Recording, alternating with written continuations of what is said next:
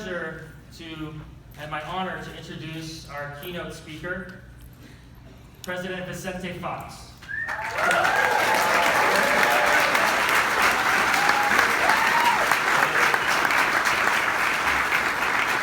Perhaps nowhere else in the world have the abject failure of our drug policies, our marijuana policies cannot be seen south of the border in our neighbors to the south in Mexico, where streets are ravaged with drug violence because we, up here in the United States, have just really liked using cannabis, but have decided that the production and sale of that cannabis should be left in the hands of criminals who are many times operating in Latin America and have really they've really just decimated the environment there, created violent, dangerous situations for the people in an otherwise magnificent country. And Vicente Fox has really been a world leader, or a leader on this issue worldwide in calling for the end of cannabis prohibition, not just here in the US, but across the world, in order to relieve the violence south of the border and to bring peace to the citizens of Mexico. Because after all, it's us here in the US that are causing the problem down south. And it's my honor to introduce President Fox, who is also he was the first president to unseat the PRI party after nearly the PRI party in Mexico after nearly 7 decades of rule.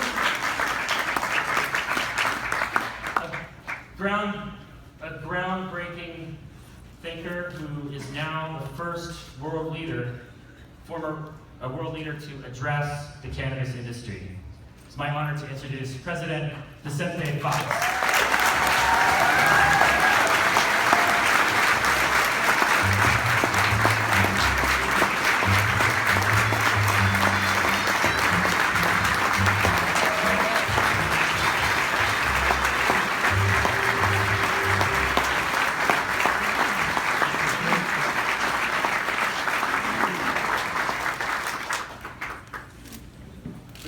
Thank you very much. Aren't you proud than yesterday with the Warriors? Thank you for being here with us. Aaron, thank you very much. You're a great leader in this industry, in your country. You don't tweet.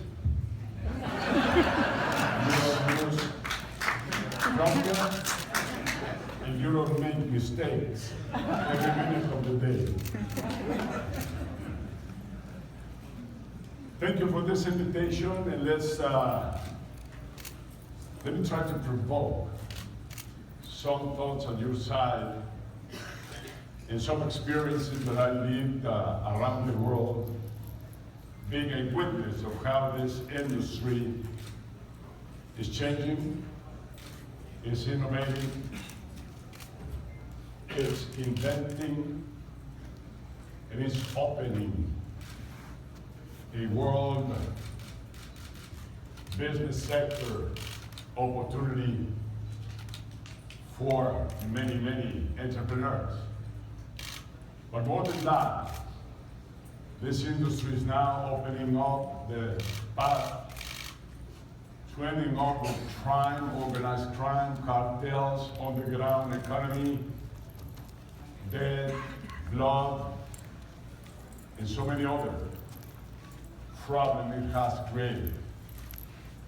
Going back to the beginning of this story, over 100 years ago, because of dogmatic reasons, religious reasons, somebody convinced government to impose a prohibition against founding father beliefs, to impose behaviors on our conscience, in our lives, in our decisions.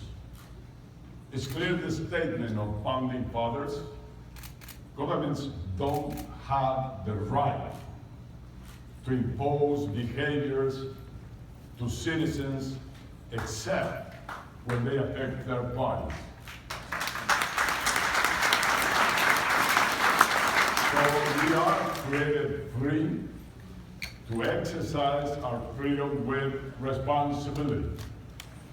But the dogma spread out, not only to all corners of this nation, but to most nations in the world. Before that happened, this kind of products were not prohibited, were not criminalized.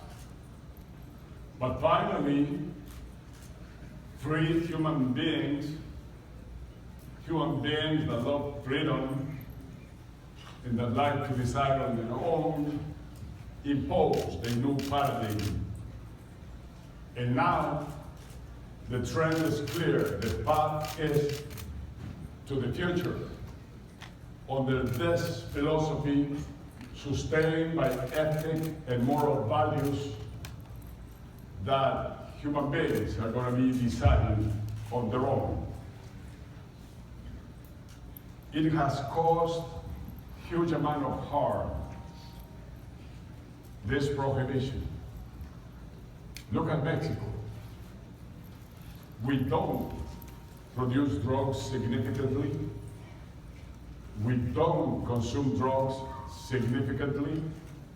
And yet, the war on drugs, created originally by President Nixon and imposed in many regions of the world, has caused severe damage to our nation.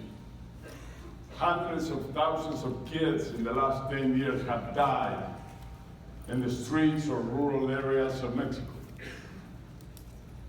Have died of this war on cartels, have died because the fight between cartels, has died because army trying to defeat cartels, because stubborn governments like the one before myself decided that he would bring this world to an end and finish with cartels, finish with consumers, finish with the whole aspect of drugs. And of course it didn't happen, but we paid the price. These kids were not war criminals. These kids did not have in their genes criminality. They just lacked the opportunities to have a decent, successful life. They didn't have the opportunity to have a job.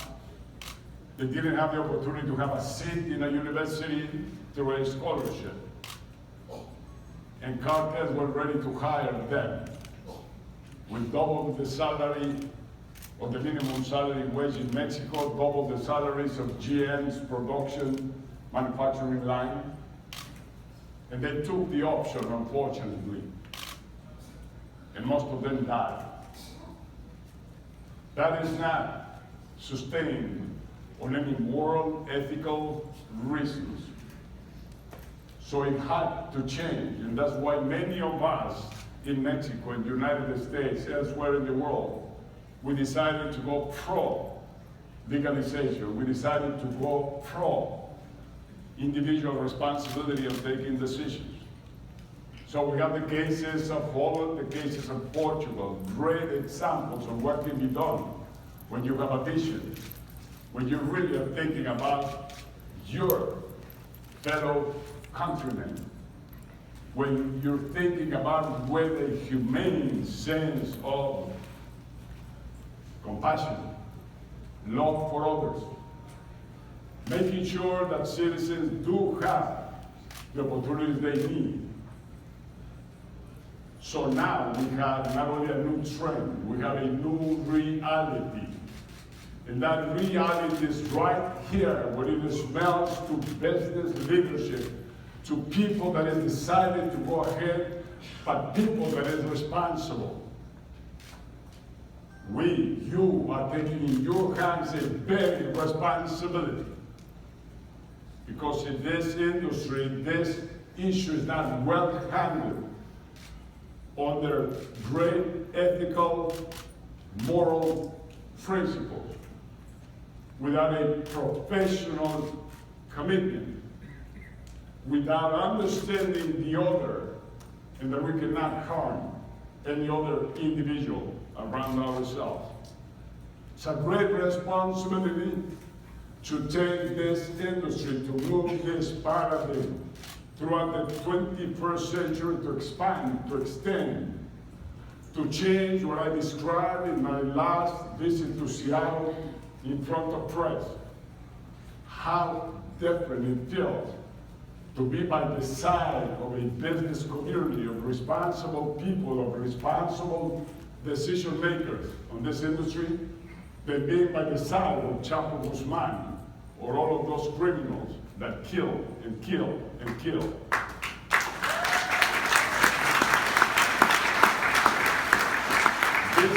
This is the change. And the United States is moving fast forward. 4 states now approved for responsible use of marijuana. Many states approved for medical use. Now Uruguay opened also and moved to legalization or decriminalization. And Mexico, 1 year ago, took now the same decision. So now Mexico, at least, is open for medical use all throughout Mexican territory.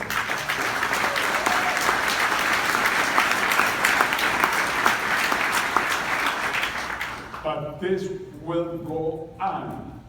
It will scale to the future if we are very responsible on our decisions, if we're very professional on what we're going to do. And this is where it's most important, meetings like this, where we can exchange, where we can learn, where we can be trained to do things the right way. Now we have an extreme conservative government in the United States. Extreme of extremes. Extreme right. Extreme genies that pretty much smell like a dictatorship.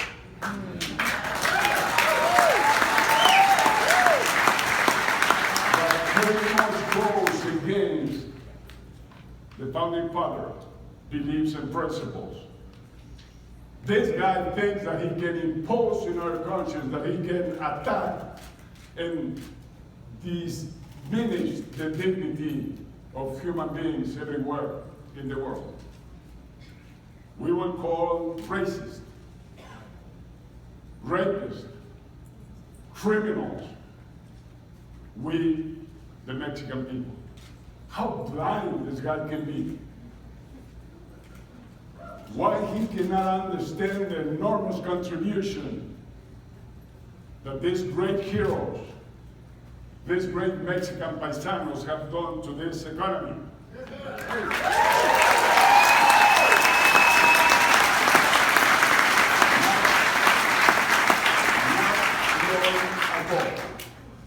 Chrysler, Ford, GM went broke. And you, U.S. taxpayers, had to rescue these 3 corporations, had to invest billions and billions of U.S. dollars to save them from bankruptcy and bring them back to competitiveness. And now this is stubborn, blind, ignorant, is telling GM, Ford, and Chrysler, you invest in the United States, you don't go abroad, you do it the way I say. And it's going to happen exactly the same thing again. History will repeat itself. There is no way, under the actual circumstances, these corporations can survive unless they are NAFTA corporations and they nurse the competitiveness of Canada, United States, and Mexico. And then they can compete, and then they came back to the market.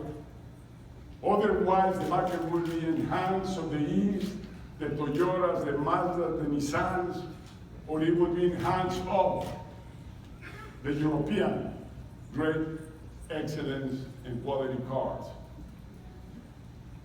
I say this because this product, cannabis, has to be integrated to NAFTA, has to have the trade potential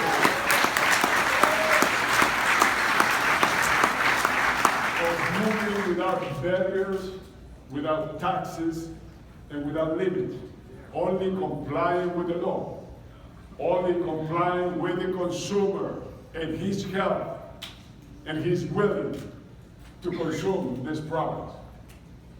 What a big, big responsibility we all have. Now we have to build businesses, and times I came before, this audience would not dress the way it's dressing today. They would wear different dresses.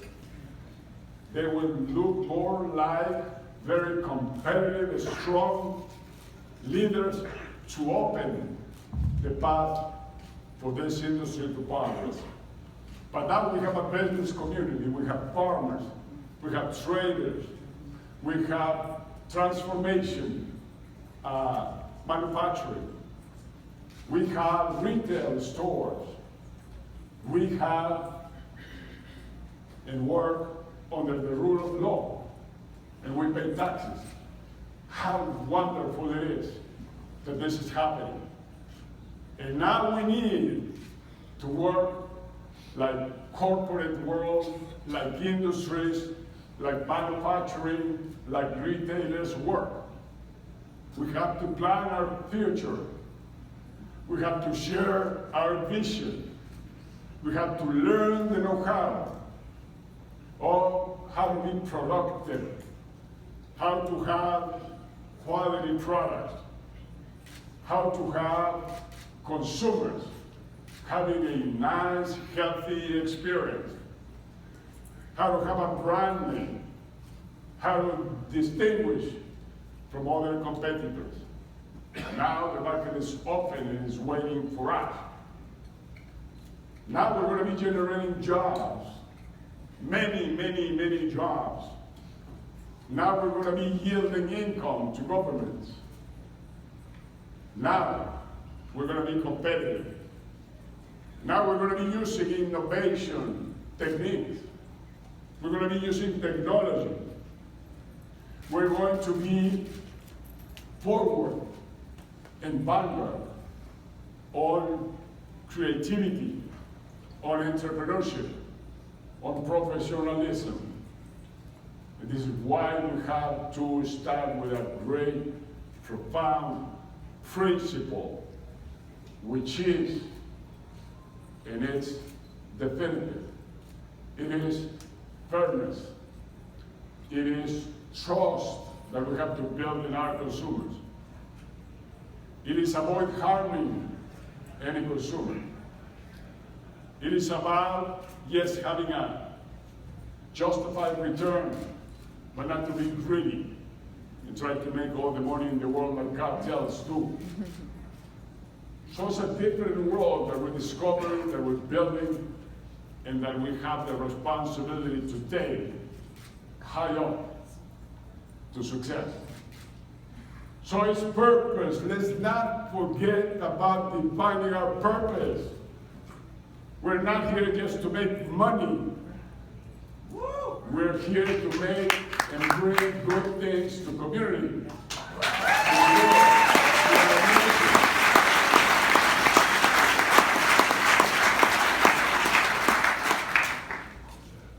Purpose is a profound meaning word.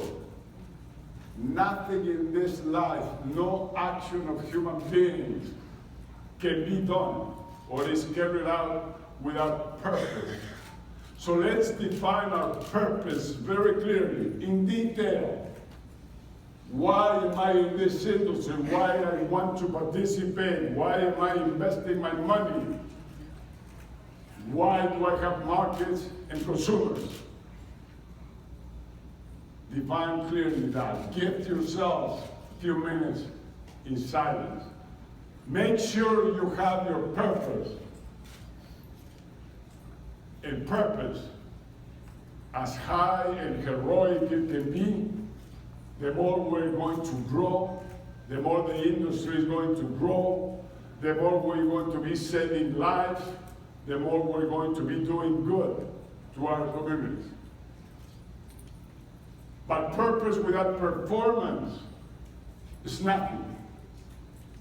And the cherry upon leadership is to make things happen.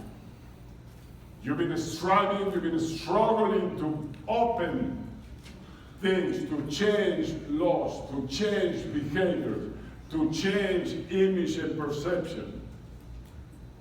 You're doing that every day, and you will keep on doing it. You're making things happen. Now, as I said, Mexico has changed. Canada is changing. I'm sure with a leader like Justin Trudeau, Canada will go even to become a leader in this industry.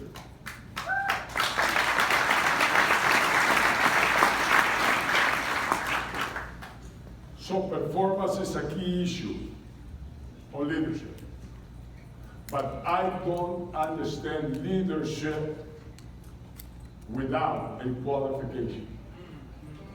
There are leaders like Hitler, like Napoleon, like Maduro, like Chavez, like Trump. They will destroy is negative leadership, but it's dangerous. It's false prophets selling things that they cannot comply with, selling things and dreams that come out of ignorance. What I love is the other kind of leadership. And this is clearly distinguished because Machiavelli on one side, and my hero, the Saint of Loyola, the Jesuit. Machiavelli would say, you gain respect when you're powerful, when you impose, when you tweet.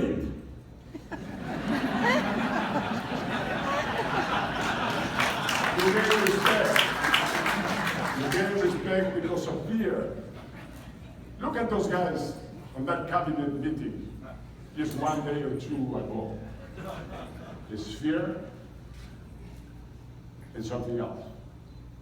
Loyola says you gain respect by love, by convincing others of what you're exposing. You're a leader like that, a compassionate leader, when you listen to whom you have in front, when you try to understand what he's thinking about. And then you get in his shoes once you understand. And then you react and work together. Where is this nation going? With the actual position and claims of Democrats and Republicans? Which of them has proposed to move ahead, to come up with great ideas? How can I create jobs? Of course, not in the carbon industry. You can create jobs with innovation, with creativity, with competitiveness. How you can create the greatest human talent. That makes the difference between a successful nation and a lagging behind nation. How can you link and put together the vanguard with the rear guard, with the poor, with those that don't have opportunities? Sooner or later, if we don't link our vanguard with the rear guard, we will have conflict, we will have war, we will have terror. If you end up with terror conflict and problems, shooting bombs. You solve that by great, wise, ethical, moral messages. You don't bring harmony to the world by investing more on the army. You bring happiness and peace to the world when you invest in the State Department, when you invest in education, when you invest in technology. The world is ready to follow this leadership, this great leadership of this nation. It cannot hide before four walls. That's isolation. This nation will asphyxiate itself inside four walls. And when you leave empty spaces in leadership, somebody immediately comes and takes them. And China's eager to, Russia's eager to take that leadership. Merkel, Trudeau, Macron in France, they are eager to take that leadership. How the hell can you not recognize weather warming, ecology, nature, our home?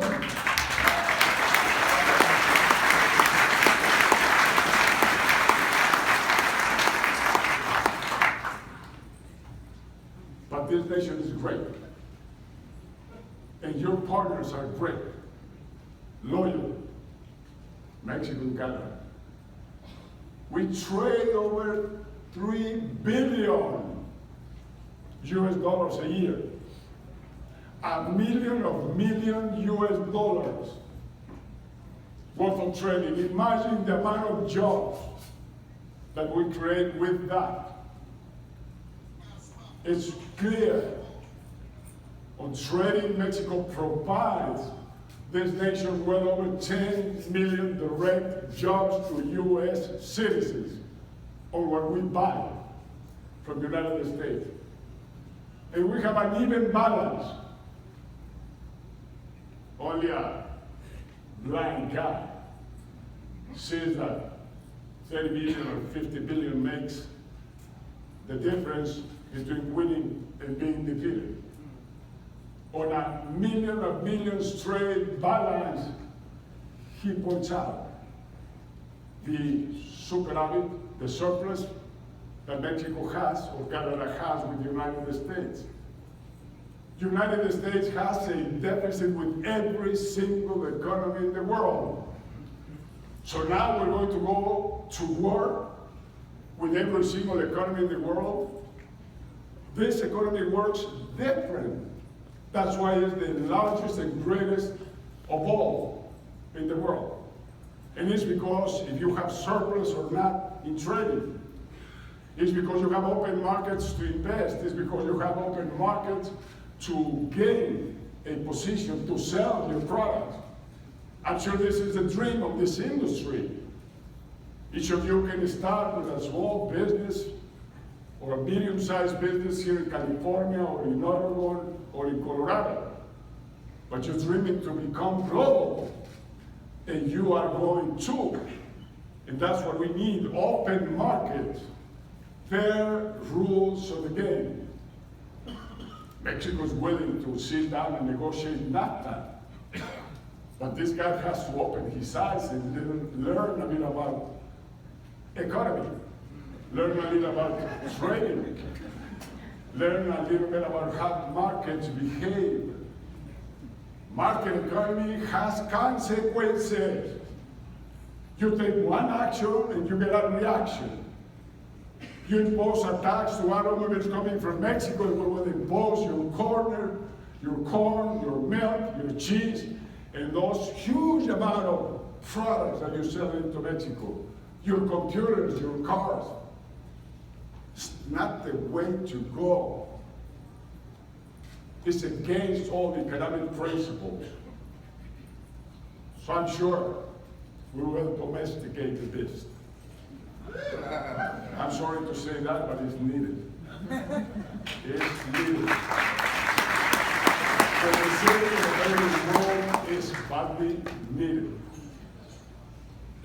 Do you imagine our conversations outside in the rest of the world? Do you imagine the conversations of Enrique Peña and Merkel, Chancellor Merkel from Germany? Do you imagine the conversation between the leader Enrique Peña and the Chinese leader? Let's forget about him and let's build the world together. Let's forget about his position on climate and let's build rules together to protect our own home. All of this is going around every place in the world. I'm not asking you to get rid of them, but if you can, do it.